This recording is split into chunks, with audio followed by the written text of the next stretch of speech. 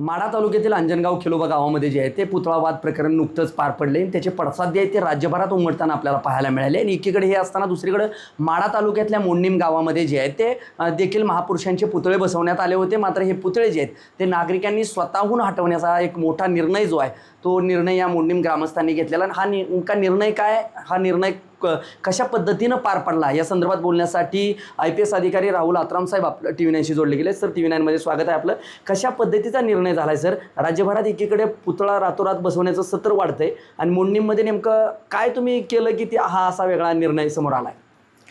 आज दुपारी 1 वाजता मोडणीम गावात अनधिकृतपणे बसवण्यात आलेले महापुरुषांचे पुतळेच्या संदर्भात मीटिंग झाली होती.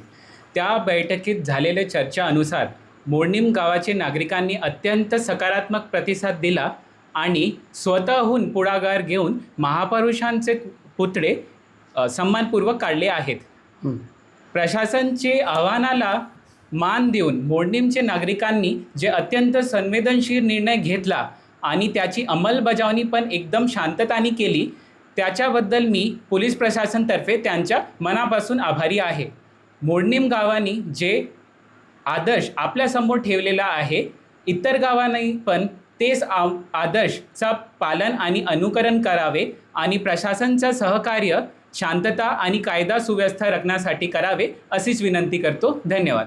हे होते राहुलजी आत्राम सर. ज्या पद्धतीने एकीकडे अनधिकृत पुतळे बसवण्यासंदर्भात जे आहे ते रोखठोक जे आहे ते आज बैठक पार पडली होती. शांतता कमिटीच्या बैठकीमध्ये गटविकास अधिकारी जे असतील ते महेश सुळे असतील, माढ्याचे तहसीलदार संजय भोसले आणि इतर शासकीय अधिकारी आणि पोलीस अधिकाऱ्यांच्या वरिष्ठ अधिकाऱ्यांच्या उपस्थितीत मोडणीममध्ये जे पार पडलेली बैठकीत जो आहे तो मोठा निर्णय घेण्यात आला. एकीकडे प्रशासनानं जे आहे ते आव्हान केलं होते दोन्ही महापुरुषांचं पुतळं बसवणाऱ्या कमिटीला आणि त्यानंतर या कमिटीनं मात्र एक मोठा सकारात्मक आणि संवेदनशील निर्णय जो आहे तो अतिशय शांततेत पार पडलेला. आणि काही वेळापूर्वीच जे आहे ते मोडणीमध्ये असलेले महापुरुषांचे पुतळे जे आहेत ते या दोन्ही जे एकीकडे महाराजांचा पुतळा दुसरीकडे बाबासाहेबांचा पुतळा होता, हे दोन्ही पुतळे जे आहेत ते सन्मानपूर्वक काढण्यात आलेले आहेत. आणि स्वयंस्फूर्तीनं हा घेतलेला मोडणीमकरांचा निर्णय जो आहे तो निश्चितच आदर्शदायी असल्याचं म्हणणं जे आहे ते पोलीस प्रशासनानं मांडले. त्यामुळं अनधिकृत पुतळे बसवणाऱ्यांना देखील पोलीस प्रशासनाच्या वतीनं जो आहे तो या ठिकाणी जो आहे तो आपल्याला सातत्यानं जो आहे तो IPS अधिकारी राहुल आत्राम यांच्या माध्यमातून जो आहे तो इशारा देण्यात आला आहे. त्यामुळे येत्या काळात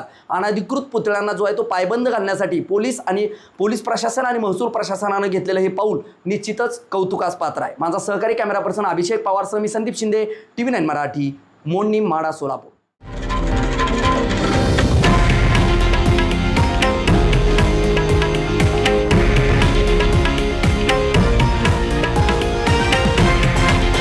हे आहे देशातील नंबर 1 न्यूज नेटवर्क आणि आपण पाहत आहात TV9 मराठी, एकमेव.